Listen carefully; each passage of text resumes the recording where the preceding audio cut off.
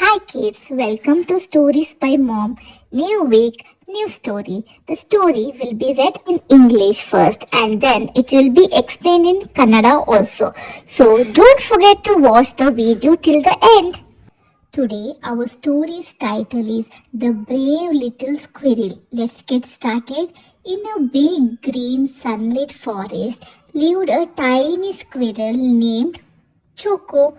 Choco had the soft brown fur, the fluffiest tail, and the brightest little eyes, but he was scared of almost everything. If a leaf fell nearby, Choco jumped.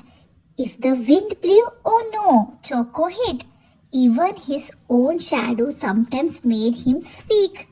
All the birds in the forest loved Choco, but they would giggle a little at how easily he got scared.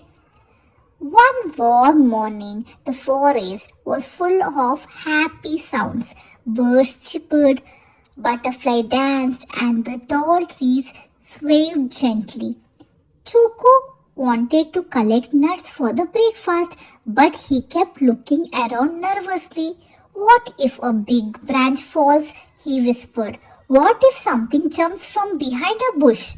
Still, he slowly tiptoed out of his tree hole. Suddenly, chip, chip, Choco froze. What was that? He looked up and saw a baby bird flapping its tiny wings helplessly on the ground. It had fallen from its nest high up on the tree. The baby bird chirped sadly. I am scared. I can't get back up. Choco's heart thumped. He wanted to run and hide, but he did not. He took a deep breath. The baby bird needs me. I can do this, he whispered to himself. Choco scampered closer, even though his little legs were shaking. He gently spoke. Don't worry, little bird, I am here.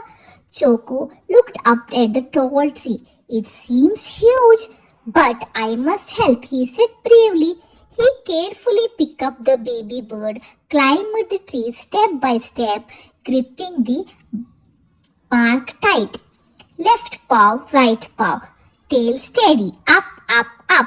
Finally, he reached the nest. The mother bird chirped happily. Thank you, Choco. You are very brave. Choco felt his chest puff with pride. When Choco climbed down, all the animals gathered. The rabbit clapped. The deer smiled. Even the old tortoise nodded proudly. Choco saved the baby bird, they cheered. He is the bravest squirrel in the forest. Choco blushed. I was scared, but I did it anyway. Choco still felt afraid sometimes, and that's okay.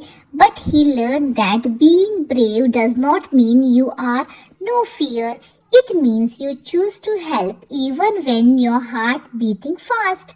Whenever someone needed help, Choco was the first to scamper over, and the forest animal always remembered him as the bravest little squirrel. Moral of the story: true courage means helping others even when you feel scared. You don't have to be big to be brave. Kindness makes you strong. ಒಂದು ಸುಂದರ ದೊಡ್ಡ ಕಾಡಲ್ಲಿ ಒಂದು ಚಿಕ್ಕದ ಅಳಿಲಿರುತ್ತೆ.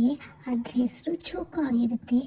ಚೋಕೋದು ತುಂಬ ಒಳ್ಳೆ ಮೃದುವಾದ ರೋಮ ಇರುತ್ತೆ ಮತ್ತು ನಯವಾದ ಬೀಲ ಇರುತ್ತೆ. ಒಂದು ಎಳೆ ಕೆಳಗಡೆ ಬಿದ್ರೂ ಚೋಕೋ ಅಂತ ಹೇಳಿಬಿಟ್ಟು ಜಿಗಿತಿದ್ದ. ಮತ್ತು ಏನಾದರೂ ಗಾಳಿ ಬೀಜಿದ್ರೂ ಅವನು ಓನೋ ಅಂತ ಹೇಳಿಬಿಟ್ಟು ಗಿಡಗಳ ಹತ್ರ ಹೋಗಿ ಬಚ್ಚಿಟ್ಕೊಳ್ತಿದ್ದ. ಅವನದು ನೆರಳು ನೋಡಿದ್ರೂ ಅವನಿಗೆ ಭಯ ಆಗ್ತಿತ್ತು ಕೆಲವು ಸತಿ. ಕಾಡಲ್ಲಿದ್ದ ಎಲ್ಲ ಪ್ರಾಣಿಗಳಿಗೆ ಚೋಕು ಅಂದರೆ ಭಾರಿ ಇಷ್ಟ ಇರುತ್ತೆ. ಆದರೆ ಅವರು ಕೆಲವು ಸತಿ ಚೋಕು ನೋಡಿ ನಗ್ತಿರ್ತಾರೆ, ಯಾಕಂದರೆ ಅವನು ಎಲ್ಲದಕ್ಕೂ ಭಯ ಬೀಳ್ತಾನೆ ಅಂತ ನಗ್ತಾಯಿದ್ರು. ಒಂದು ಬೆಳಿಗ್ಗೆ ಕಾಡಲ್ಲಿ ಒಳ್ಳೆಯ ವಾತಾವರಣ ಆಗಿರುತ್ತೆ.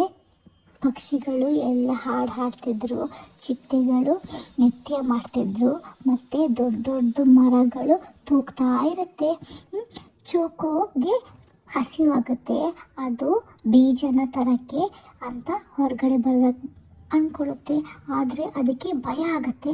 ಅದು ಅಂದ್ಕೊಳ್ಳುತ್ತೆ, ಏನಾದರೂ ಒಂದು ಮರದ್ದು ನನ್ನ ಮೇಲೆ ಬಿದ್ದರೆ ನಾನು ಏನು ಮಾಡೋದು, ಯಾವುದಾದ್ರೂ ಪ್ರಾಣಿ ಗಿಡಗಳ ಹಿಂದ್ಗಡೆಯಿಂದ ಬಂದುಬಿಟ್ಟು ನನ್ನ ಮೇಲೆ ಚಿಕ್ಕಿದ್ರೆ ನಾನು ಏನು ಮಾಡೋದು ಅಂತ ಅದು ಭಯ ಬೀಳ್ತಾ ಇರುತ್ತೆ. ಆದರೂ ಅದು ಮೆತ್ತಿಗೆ ಅದರ ಮರದಿಂದ ಹೊರಗಡೆ ಬರುತ್ತೆ. ತಕ್ಷಣ ಅದಕ್ಕೆ ಒಂದು ಸೌಂಡ್ ಬರುತ್ತೆ, ಚಿಪ್ ಚಿಪ್ ಅಂತ ಸೌಂಡ್ ಬರುತ್ತೆ. ಚೋಕೋಗೆ ಭಯ ಆಗುತ್ತೆ, ಏನಿದು ಅಂತ ಅಂದ್ಕೊಳುತ್ತೆ ಚೋಕು. ಮೇಲೆ ಹೋಗಿ ನೋಡ್ತಾನೆ, ಮತ್ತು ಕೆಳಗಡೆ ನೋಡ್ತಾನೆ. ಕೆಳಗಡೆ ನೋಡಿದಾಗ ಚಿಕ್ಕ ಪಕ್ಷಿನ ನೋಡುತ್ತೆ.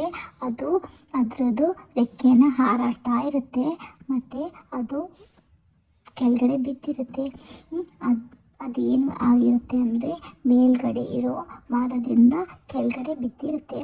ಕೆಳಗಡೆ ಬಿದ್ದಾಗ ಆ ಪಕ್ಷಿ ಮೆತ್ತಿಗೆ ಹೇಳುತ್ತೆ, ನನಗೆ ತುಂಬ ಭಯ ಆಗ್ತಿದೆ, ನನಗೆ ಮೇಲ್ಗಡೆ ಹೋಗೋಕ್ಕೆ ಆಗ್ತಿಲ್ಲ ಅಂತ ಹೇಳುತ್ತೆ. ಚೋಕುಗೆ ತಕ್ಷಣ ಭಯ ಆಗುತ್ತೆ. ಅವನಿಗೆ ಓಡಿ ಹೋಗಿ ಎಲ್ಲಾದರೂ ಬಚ್ಚಿಟ್ಕೊಳ್ಬೇಕು ಅಂತ ಅಂದ್ಕೊಳ್ತಾನೆ.